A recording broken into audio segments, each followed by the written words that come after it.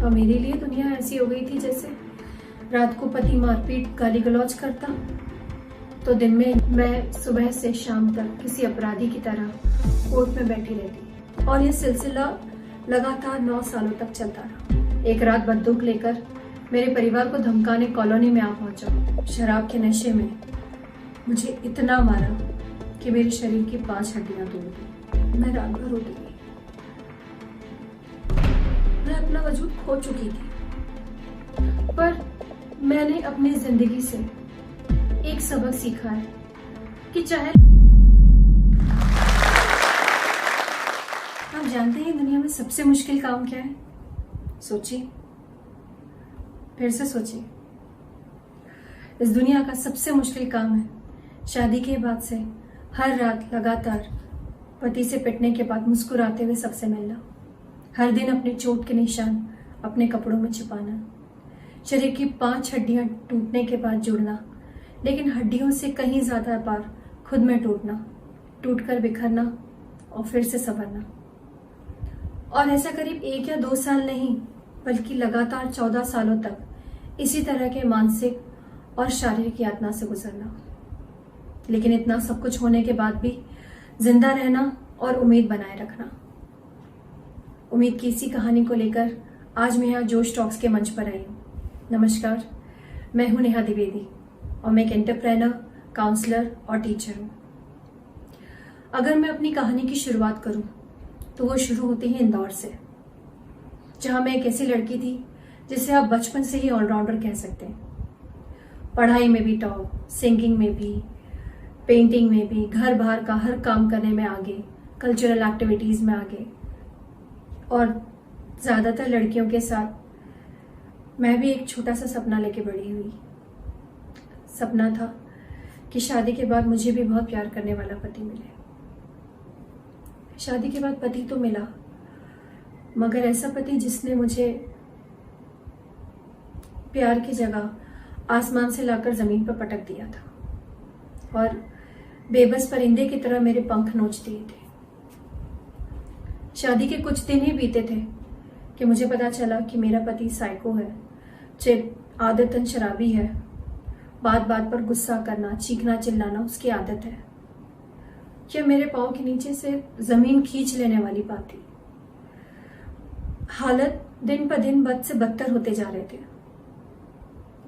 उसने गाली गलौज के साथ साथ हाथ उठाना शुरू कर दिया था। मायके में कभी किसी ने ऊंची आवाज में बात तक न की थी और रोज रोज के चीखने चिल्लाने मारपीट के कारण मैं सहम गई थी। डर मन के अंदर इतना घर कर गया था कि कुछ कर नहीं पाती थी। कभी कभी चिल्लाना चाहती थी, तेज रोना चाहती थी, लेकिन आवाज गले में घुट सी जाती थी। और यह सिलसिला लगातार 9 सालों तक चलता रहा। सच बताऊं, ये 9 साल में मैं हजारों मौत मरी हूं। अब आप पूछेंगे कि जब मैं इतनी पढ़ी लिखी टॉपर थी तो मैंने ऐसे आदमी को 9 सालों तक क्यों बर्दाश्त किया, क्यों सहा, क्यों झेला? सिंपल है, क्योंकि इन 9 सालों में हर आम इंडियन लड़की की तरह मैंने भी सोचा सब संभल जाएगा, ठीक हो जाएगा ग्रेजुअली। पर कुछ भी ठीक नहीं हुआ। मेरे इन-लॉज भी मुझे भरोसा दिलाते थे, सेम बात कहते थे, ठीक हो जाएगा। पर बिगड़ी हुई चीजें ठीक नहीं होती। कोशिश करी कितनी बार बाहर निकल के कुछ काम करने की, पर इन-लॉज बार बार मुझे घर की दहलीज के अंदर रहने की सलाह देते, बात बात पर ताने देते कि पैसा कमाना कोई हलवा नहीं है, आसान काम नहीं है, वो भी मुझ जैसी सॉफ्ट स्पोकन लड़की के लिए। मैं घर से बाहर निकलकर ऐसे दुनिया में काम कर ही नहीं सकती हूँ, और संभालना ही है तो अपने पति को संभालूं, दुनिया की फिक्र ना करूं। और मेरे लिए दुनिया ऐसी हो गई थी जैसे रात को पति मारपीट गाली गलौज करता तो दिन में इन-लॉज बात बात पर ह्यूमिलिएट करते, यही बताने की कोशिश करते कि जो भी गलत हो रहा है उसका एकमात्र कारण मैं हूं। मेरे कारण उनका बेटा हाथ से निकल गया। शादी के 3 साल बाद मुझे एक बेटी हुई, Anaya, the ray of hope. शादी के बाद मेरी जिंदगी की पहली खुशी। हर आम लड़की की तरह मुझे भी लगा कि अब बेटी हो गई है तो सब ठीक हो जाएगा, शायद बाप बनने के बाद वो जिम्मेदार हो जाए। पर मेरा ये वहम बहुत जल्दी टूट गया। कुछ समय बाद मुझे पता चला कि जब मेरी बेटी 2 महीने की थी तब उसका एक्स्ट्रा मैरिटल अफेयर शुरू हो गया था। पर यह बात मैंने उस पर कभी जाहिर नहीं होने दी। कुछ समय बाद जब मुझे लगा कि वो बात करने की कंडीशन में है या उसका मूड ठीक है, तो मैंने उसे समझाने की कोशिश करी कि जो हो रहा है वो गलत हो रहा है। पर उसके जवाब में उस रात शराब के नशे में मुझे इतना मारा कि मेरे शरीर की 5 हड्डियां तोड़ दी। नोज, 3 रिब्स, राइट हैंड की बोन। इस निशान को देखकर आज भी गिल्ट में आ जाती हूँ कि मैंने अपने साथ इतना गलत कैसे होने दिया, खुद को इतना ह्यूमिलिएट कैसे होने दिया। उस रात जब मैं बेबस लहूलुहान रूम की जमीन पर पड़ी थी, चीख रही थी, चिल्ला रही थी, तो भी मेरे इन-लॉज मुझे बचाने नहीं आए। किसी ने मेरी मदद नहीं करी। रात के 12 बजे से लेकर सुबह 8 बजे तक उसी कंडीशन में मुझे कमरे में बंद करके रखा गया। सुबह अस्पताल ले गए, पर एक नई कहानी के साथ मेरे पास आया। कहा कि अगर कोई पूछे तो उनसे कह देना अचार की तपेली लेकर सीढ़ियों से उतर रही थी, पैर फिसल गया। क्योंकि अगर बाहर ये बात किसी को पता चलती है तो फैमिली की बहुत नुकसान, बदनामी होगी। पुलिस आएगी, तुम्हारी बेटी है, अपने लिए नहीं तो कम से कम अपनी बेटी के बारे में सोचो। फिर उन्होंने मुझे यह सांत्वना दी कि अगर इसके बाद ये कुछ गलत करता है तो वो मेरे साथ खुद चलेंगे और पुलिस में एफआईआर लिखवाएंगे। और मैं बेवकूफ फिर उनकी बातों में आ गई। पर मेरे चुप रहने से मेरा अब्यूजर पति शेर हो गया था। अब वो खुलेआम अपनी गर्लफ्रेंड को लेकर घर आने लग गया। घर के दायरे के बाहर तो वो लोग लिव इन में रह ही रहे थे, पर अब वो सब गंदगी घर के गेस्ट रूम तक पहुंच चुकी थी। पर इन सब के बाद भी मेरे सो कॉल्ड इन-लॉज ने एक चुप्पी साधी हुई थी। कुछ नहीं कहा उन्होंने। पर मेरी बेटी बड़ी हो रही थी।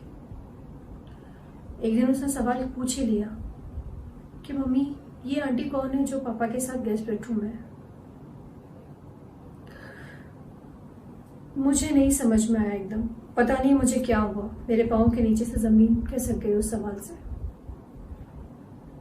मैंने अपने पति को आखिरी बार समझाने की कोशिश करी। कहा मैंने उनसे कि सब गलत है, बेटी 6 साल की हो रही है, उस पर गलत असर पड़ रहा है। लेकिन जानते उस आदमी ने क्या किया? उस रात अपने गर्लफ्रेंड को लेकर मेरे कमरे में आया और मेरी बेटी के सामने मुझ पे चिल्लाया, मुझे धमकाया, वहीं काट कर जमीन में गाड़ देने की धमकी दी। हाथ भी उठाया। मैं रात भर रोती रही। मैं अपना वजूद खो चुकी थी।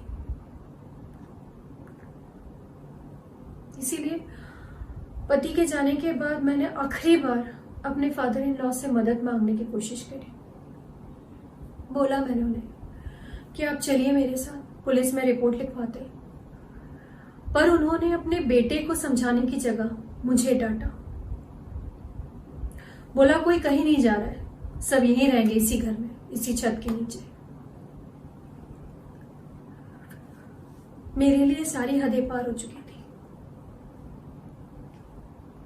मैं समझ चुकी थी कि कभी मेरा साथ नहीं देंगे और मेरी सेल्फ एस्टीम एकदम बर्बाद हो चुकी थी। पर मैं अपनी बेटी की सेल्फ एस्टीम खत्म नहीं होने देना चाहती थी। मैं नहीं चाहती थी कि वो भी मेरी तरह डरना, सहमना और बेबस होकर जीना सीख ले या हर गलत बात को मानना शुरू कर दे। उसके बाद जब पति घर से बाहर गया तो मैंने अपनी बेटी का हाथ थामा और ससुराल की दहलीज पार कर ली। ससुराल की दहलीज पार करने का फैसला मेरा पहला कदम था। अपने पिता के घर आकर मेरा दूसरा बड़ा फैसला अपने पति के खिलाफ पुलिस में रिपोर्ट कराने का था, क्योंकि अब सवाल मेरी बेटी की सेल्फ एस्टीम का था। उसे मजबूत बनाने के लिए मेरा मजबूत होना जरूरी था। इस एफआईआर के बाद मैं मेरे सास ससुर की नजरों में विलन बन चुकी थी, पर अब मुझे जीना था, सर उठा के जीना था, अपने लिए, अपनी बेटी के लिए। कुछ कम पैसे, कुछ तंगी में जीना था, लेकिन सेल्फ एस्टीम के साथ जीना था। पुरानी मेडिकल रिपोर्ट्स के आधार पर पति की गिरफ्तारी हुई।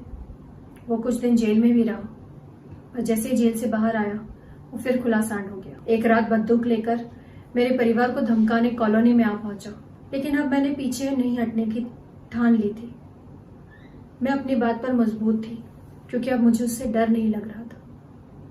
मुझे अपने साथ हुए अन्याय का जस्टिस चाहिए था।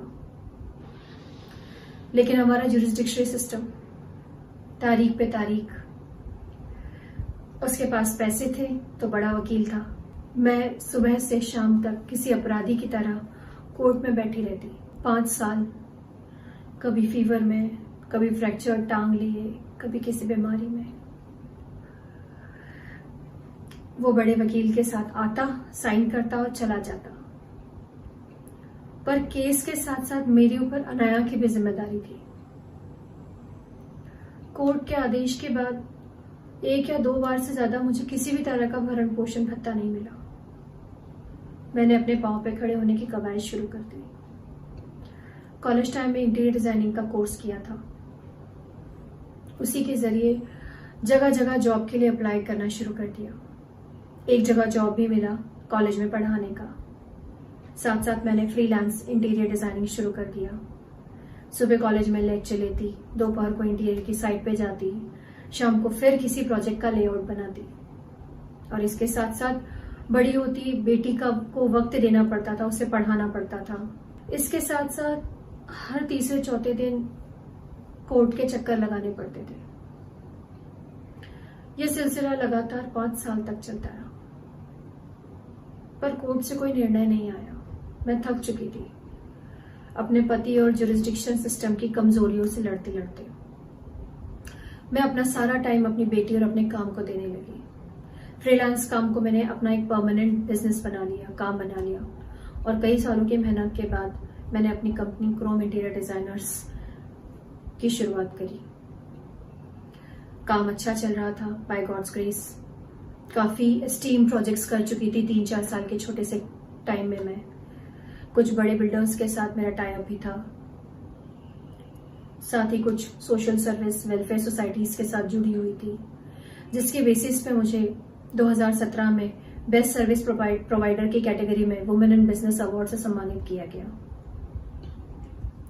साथ ही मैंने जरूरतमंद लोगों को, ऐसी औरतों को जो कि बहुत डिप्रेस थी या अपनी कंडीशन से परेशान थी, उन्हें काउंसिल करना भी शुरू किया। सच मानिए बहुत सुकून मिलता था। देखिए, मैं आप सबसे ये कहना चाहती हूं कि आपको अपनी ताकत का पता तब तक नहीं चलता जब तक आपके पास और कोई रास्ता नहीं होता कर गुजरने के सिवा। मेरे अचीवमेंट्स, मेरे अवार्ड्स शायद जवाब था मेरी सास के उस ताने का कि बाहर जाके काम करना हलवा है क्या, या मेरे पति की मार का, जो इसके निशान आज भी मेरे जिस्म पर मौजूद है। पर मैंने खुद को और कोई ऑप्शन नहीं दिया था। Essential, there was no way back for me. Court से कोई आदेश पास हो नहीं रहा था, ना वो कोई निर्णय ले पा रहे थे, कुछ नहीं हो पा रहा था। मैं वहां डिप्रेस हो चुकी थी और मेरी बेटी चाहती थी कि मैं उसके साथ साथ अपनी जिंदगी भी जीऊं। तो मैंने आउट ऑफ कोर्ट सेटलमेंट किया, डिवोर्स लिया और फिर अपने काम में जुट गई। पर मैंने अपनी जिंदगी से एक सबक सीखा है कि चाहे लाइफ में कुछ भी हो जाए, उम्मीद नहीं खोनी चाहिए।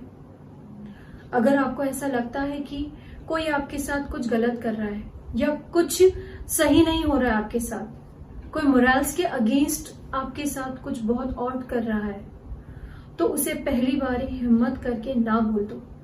उसे समझाओ कि ये गलत है, और अगर ना समझे तो फिर एक्शन लो उसके खिलाफ, उसकी ज्यादती के खिलाफ, उसके आदतों के खिलाफ। इस भरोसे पे ना रहना कि सब ठीक हो जाएगा। अपने कल के लिए आज लड़ो, आज तैयार हो जाओ, क्योंकि मैंने ये गलती करी थी और इस गलती का खामियाजा मैंने 14 साल भुगता है। 9 साल उस घर में रह के, 5 साल उस रिश्ते से छुटकारा पाने में। पर इन 9 सालों में मैं तिल तिल कर मरती रही। जिस दिन मैंने लड़ने का फैसला किया, चीजें बदलने लगी। ताने वाहवाही में बदलने लगे, चोट अवार्ड्स में बदलने लगी, और जिंदगी ने मुझे फिर से खुश होने का एक और मौका दिया। बेस्ट सर्विस प्रोवाइडर की कैटेगरी में वुमेन इन बिजनेस अवार्ड से सम्मानित किया गया। बहुत कुछ खोने के बाद आज मेरे सर पे क्राउन है, सेल्फ एस्टीम का, और सच मानिए मेरे लिए वो सब कुछ है। Thank you. इस वीडियो के बारे में अपनी राय नीचे कमेंट सेक्शन में हमें बताएं और अपने दोस्तों के साथ ये वीडियो शेयर करना ना भूलें।